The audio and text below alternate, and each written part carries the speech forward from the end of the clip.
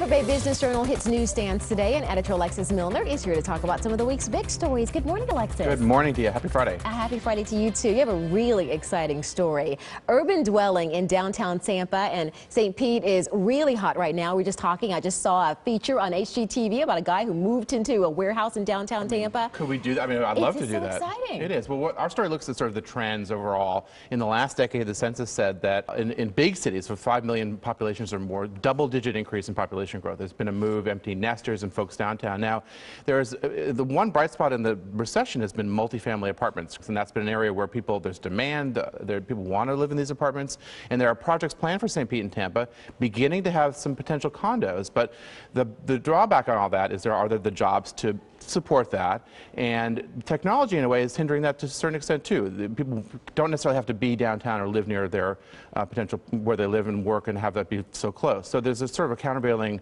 kind of conflicting kinds of trends going on. But you look at St. Petersburg and some of the energy in downtown Tampa, there's still under 10,000 residents in each of the downtowns, but it's starting to happen, and hopefully the job growth will support that and continue that growth. There are pros and cons of everything there. Indeed. I still love the idea. I would do it in a second. I would too.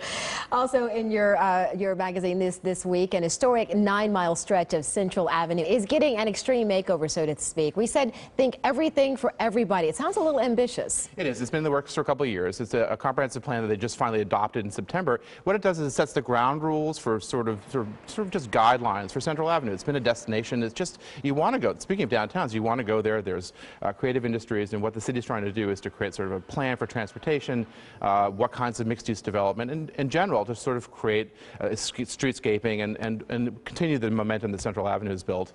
And it's it's a key destination for businesses and people. It's certainly exciting. Indeed. And finally, federal defense contractor Celestar is looking to diversify, and their success could possibly serve as a model for other businesses. Story I wrote: the defense industry facing sequestration, which is forced budget cuts. This is a company that's been a military defense contractor, but it saw sort of the writing on the wall potentially, and has created a separate unit or two, which it'll eventually spin off, focused on social media, application development, and it's a sort of a treatise, an instructional how-to for businesses, how to diversify, how to plan ahead, and it's a really interesting story. So if there's small businesses wanting to diversify, this is how you do it. All right, some great stories this week. Always. Always good to see you, Alexis. Likewise to you. And for more Business Journal headlines, go to our website, abcactionnews.com/business.